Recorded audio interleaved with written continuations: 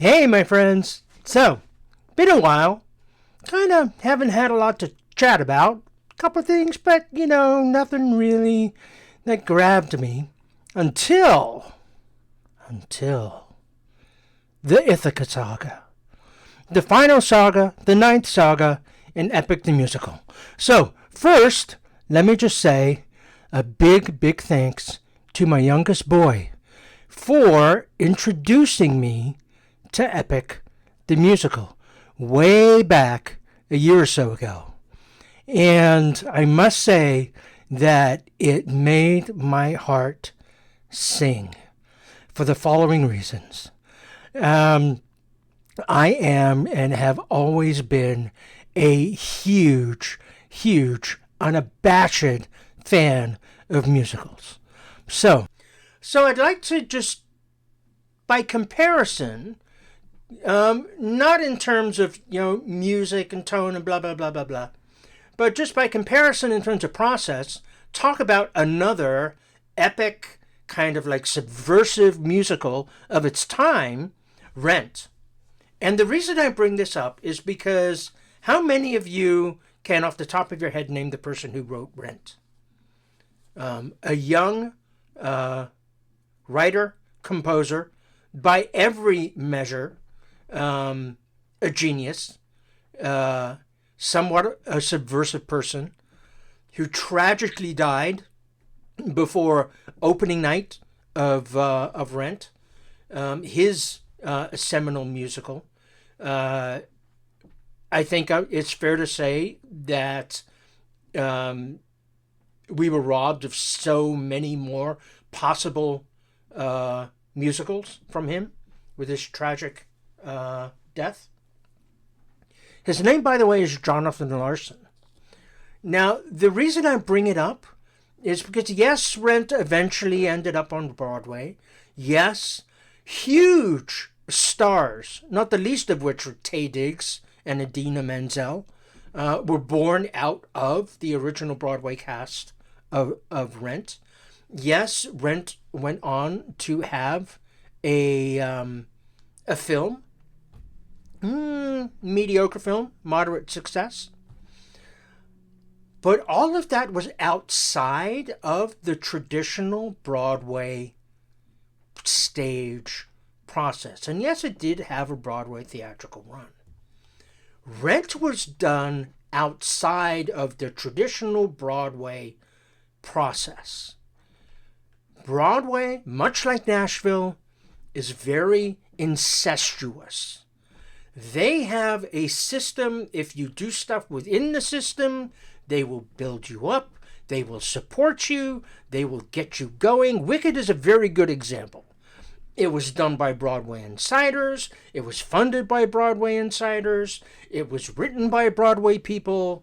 And now it is huge, huge motion picture.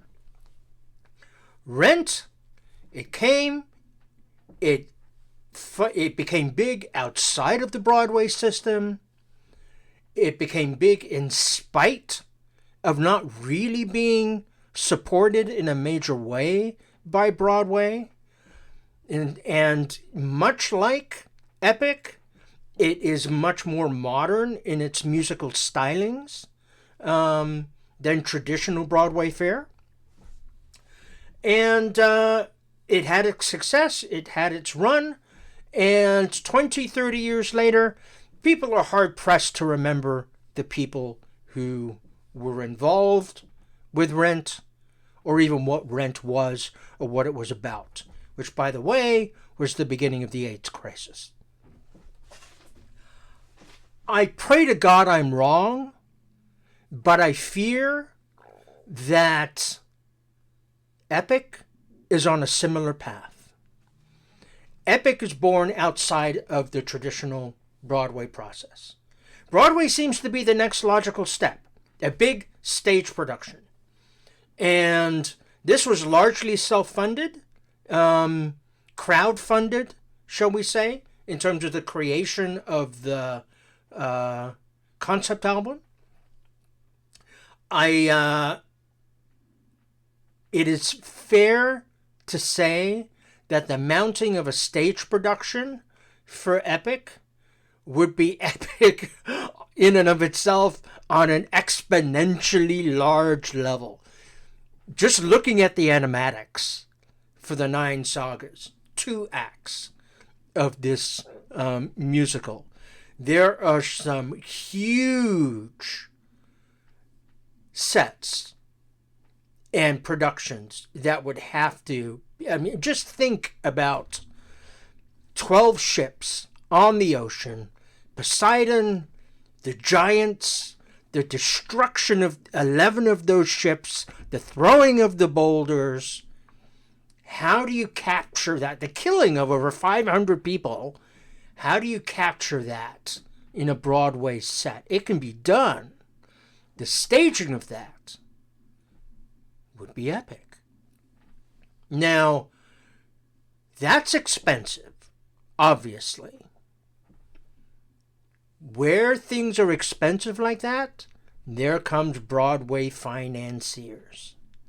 And the people who finance Broadway, let's be perfectly honest, they're pricks. You don't get to be a Broadway financier by being magnanimous. You get to be a Broadway financier by thinking that you know better than anybody else what gets. You're a goddamn control freak. And that is my biggest fear. My biggest fear is that the next step will present the greatest clash, shall we say, between Jorge's creative vision, his ability to control his creative vision, which has been incredible so far, and having to juxtapose or that tension between maintaining his voice, both literally and figuratively, and maintaining control and ceding that control to the people putting over the money. Crowdfunding is one thing, but some dick in New York putting over 25 to 30 million, not to mention other producers, not to mention the director, and ultimately the director has creative control over casting, over that kind of stuff. When you think about what Jorge has been able to do,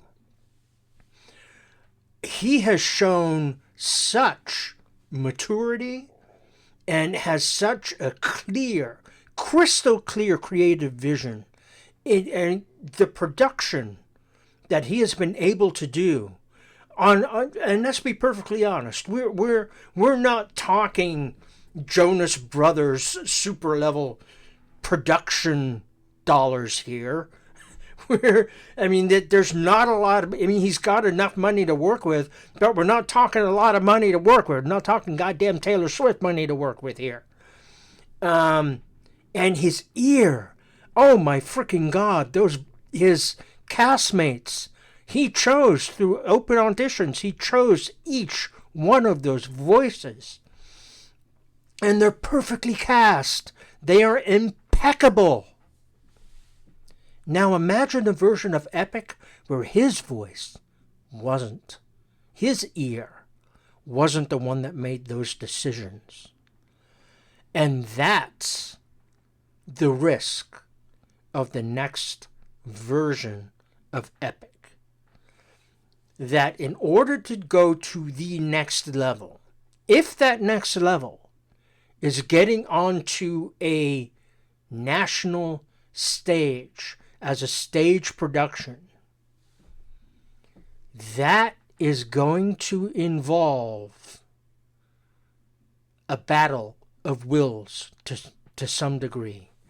And it is my hope that if Epic does become staged as a Broadway musical of some sort, it is my hope that it is self-funded. It is my hope that Jorge maintains creative control. It is my hope that as many of the original voice cast are maintained as possible. It is my hope that Jorge directs it. And it is my hope that he gets all of the flowers as humanly possible, and that you remember his name in the way that nobody remembers Jonathan Larson's name. Because, hey, my friends, so just a quick kind of epilogue end note. So, again, big thanks to my son for sharing with me his love and passion for Epic the musical. And as I said earlier in this video, I kind of hope that I'm wrong about things. However, I have been around this scene long enough to at least know that my fears are grounded. So hopefully, whatever the next step for Epic is, it will be wondrous. It will be joyful. I know I will be there. I know that my son will be there. And I would like to thank, with all of my heart, Jorge and the cast of Epic for giving me something that I can share with my son. Something that I truly love from the bottom of my heart. And something that he shares from the bottom of his heart. And that we share together. And that is a gift that I don't think I can ever repay. So the words thank you seem incredibly inaccurate. But thank you. Namaste.